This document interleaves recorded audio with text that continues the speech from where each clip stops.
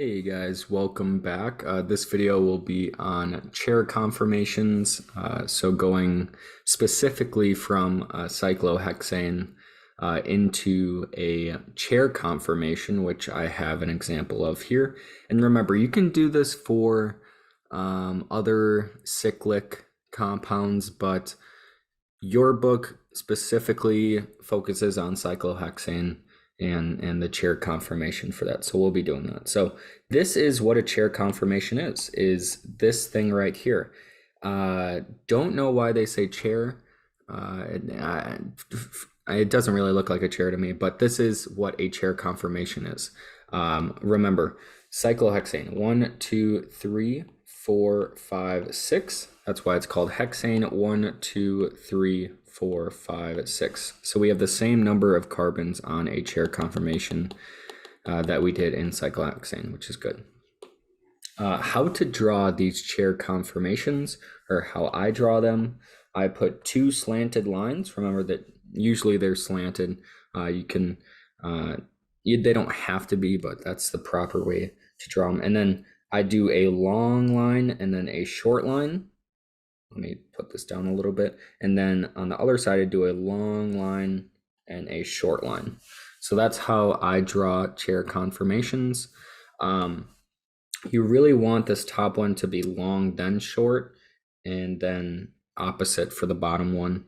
And then we'll see when you flip it that it changes into, let me show what the flipped chair conformation will look like. It goes short and then long, but we'll focus on ring flipping in just a second when we get what a chair conformation is down. So that's how to draw them. Obviously practice. You don't want something wacky like this going on. You want a proper chair conformation so you and your teacher can know that you know what you're doing.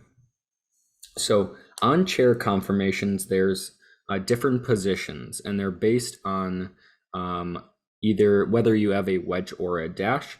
I have a little exercise right now. I said go around the chair conformation going up and down with each carbon, starting with up, and these positions are axial.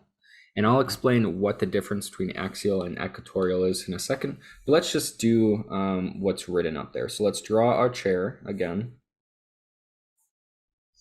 And let's start with up. So this is going up and then down, up, down, up, down. So those are our axial positions.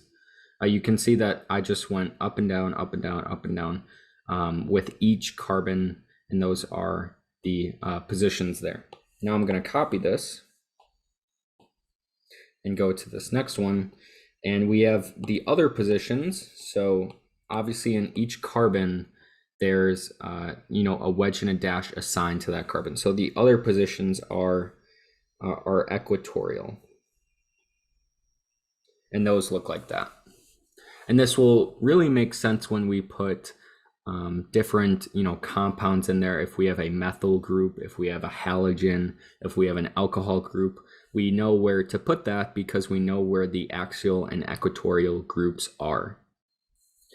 And what's important here is that when we look at different compounds, let's say, for example, we have a cyclohexane with a CH3 group attached to it. And this is a, this is a wedge, right? This is a wedge methyl group going up, and wedge is up. So let's assign this carbon number 1. So we would put that right here. And that means that the wedge is our axial positions and the equatorial are our dash positions. I might have said that different way, but equatorial is our dashes, and our dashes are down, our wedges are up, and those are axial positions. So hopefully that makes sense. I have some practice problems. For this problem, it says to draw the chair conformation of the compound below. So I'm gonna assign all these carbons. So our alcohol group is connected to carbon 1 and our methyl group is connected to carbon number 2. And feel free to draw your chair conformation. Okay. And let's label these as well. Remember that starts with 1, 2, 3, 4, 5, 6. So those are the positions there. And we have our alcohol as a dash on 1. Remember, if I want to go back here, dash is down. So our first position, we want it down, which means it's our equatorial position, and that's an OH group. And then we have a methyl group on a wedge, which is up. So that means it wants to be up like this, methyl group up. So we have two positions that are equatorial. And I do want to erase this because even though we have a wedge that's up, this is still equatorial because that is the equatorial position. So that's that chair conformation. Remember, you really have to stick to these numbers and make sure that your numbers on your cyclohexane are the same numbers where you're placing your substituents on your chair conformations. So let's go to a few more examples. Again, you can label your cyclohexane however you want. I'm just going to do 1, 2, 3, 4, 5, 6 in order. Then I'm going to do a chair conformation, and feel free to pause if you want a little bit more time. Again, I'll write the numbers on the chair, 1 through 6. We have 1 as a wedge, and we remember, I'll rewrite it here, wedge is up and dash is down.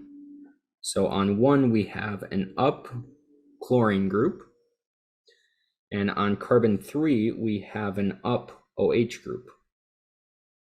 Put that right there. You can also draw this through the top like that. Sometimes it's shown like that, but I'll just draw it like this. So both of our groups are wedges, so they both want to go up. Okay. Let's do our next one. 1, 2, 3, 4, 5, 6. Draw our chair conformation. Okay. Our 1, we have a methyl group, and that's wedge, so it goes up. We don't have anything on 2, we don't have anything on 3, but on 4, we have an ethyl group. Remember, ethyl is 2 carbons. So we have an ethyl group as a dash, and dashes want to go down. So on 4, we have a down ET as an ethyl group. So without the numbers, it looks something like this. Ethyl, methyl. All right. So if you do enough practice problems, you'll really get this down on those dashes and wedges and where to really put them on your carbons that you want to. So what I talked about before, ring flipping, is where you subsequently flip the ring. So you have your chair conformation and you flip it. So as I said before, you start with this kind of chair. That's a sloppy drawing. You start with this kind of chair, and the second one, you flip it. So these slant this way now, and it goes short, long, long, short. And your carbons are in different places too. Remember, I labeled them right here, so it goes 1, 2, 3, 4, 5, 6 that way, but it starts as a 1 down here because we flipped it. Okay.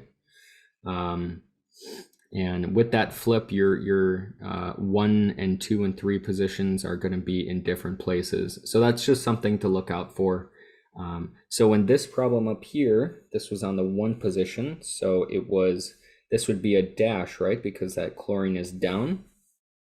If you flip it, that 1 position is right here and it's still down. So even though we flipped the ring, that wedge and dash stay the same. So the up and down stay the same, but those positions, that axial and equatorial, differ, right? Because this first one was on an equatorial, and the second one is on a axial.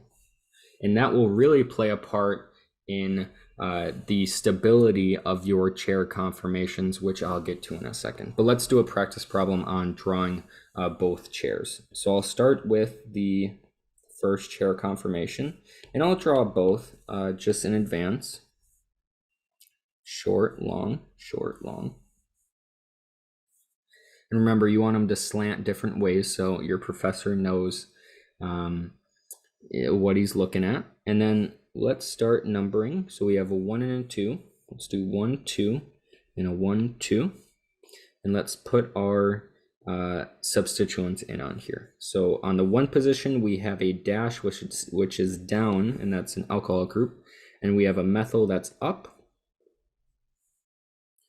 And then we do the same exact thing on our ring flip right here. We do the same exact thing. So we have on the 1 position, we have an alcohol that's down because it's dash. And we have on the 2 position, a methyl that's up.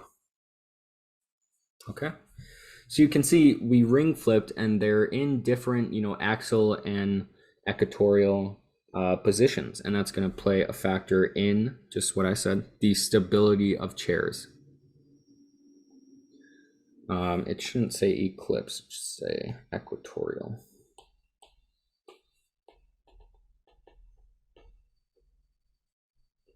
So equatorial is more stable than axial because it is lower in energy.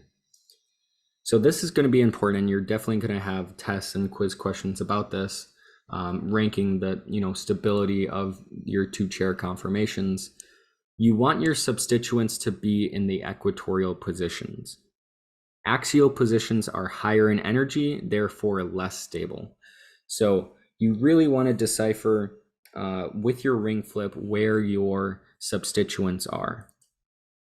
And I'll just go on in a practice problem and show you guys, and then I believe we'll just do this practice problem. So you have to draw out both chair conformations, decide which groups are in more excess of equatorial positions. And as it says right here, if you have the same number of axial and equatorial positions, say you have 1 of each on both the 2 chair conformations, then you choose the group that is the larger group, or let's say you have a halogen over a methyl that is on the equatorial position. So right here we have a tert-butyl group and a methyl group. That tert-butyl group is on the equatorial position on this ring flip. And then on this chair conformation, it's on the axial group. Okay. So since that tert-butyl group is bigger than that methyl group, it overrides the stability, even though they both have one set of, axial and equatorial. So let's go through this problem. Again, I'm going to write out both chairs in advance.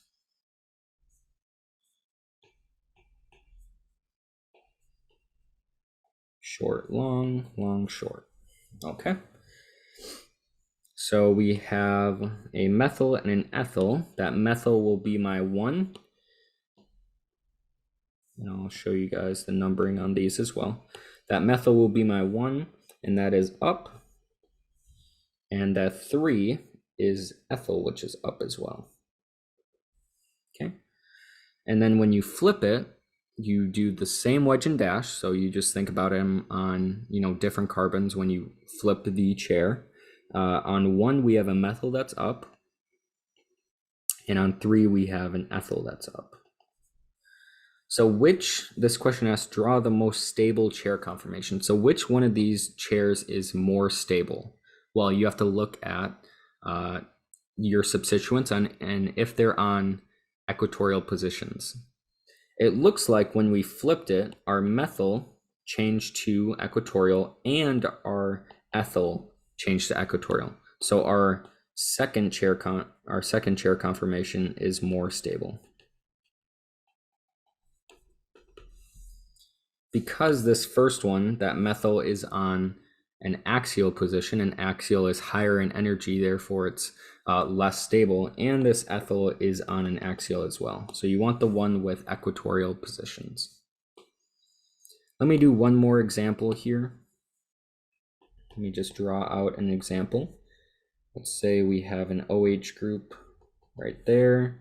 We have a ethyl group right there. Let's say we have a dashed chlorine and a dashed bromine. Okay. So this one is dealing with a lot of different substituents. We got 4 in total, and I'll make this a little neater. And I just want to practice this question, this made-up question asked to find the most stable chair conformation. Okay, so find the most stable chair conformation. We have to draw up both of them in order to do that. So let's do that.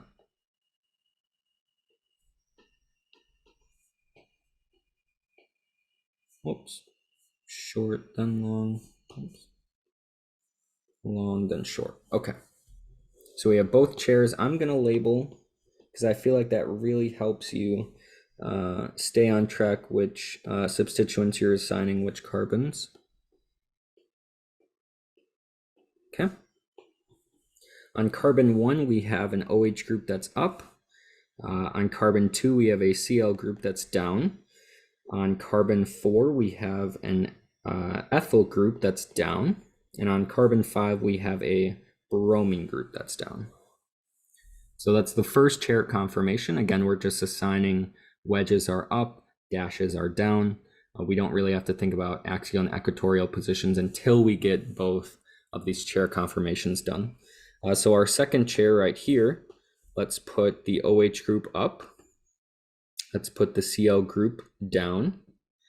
Let's put on the fourth carbon, we have an ethyl group down, and we have a bromine group down. Which is the more stable chair conformation? Just off the top of your head. I would say it's this one, right? I would say that's the more stable chair conformation. And why? Because we only have one equatorial group right here, but we have 1, 2, 3, 4. That's not 4. That's axial right there. But it outranks equatorial on the second chair conformation. So we have 3 equatorial right here, and we only have 1 right there. So that's why it's more stable. All right, and that's the end of this video. Hopefully you find this helpful. My next video will be additional problems on chair conformations. So if you need more help and more practice problems, you can find it on the next video.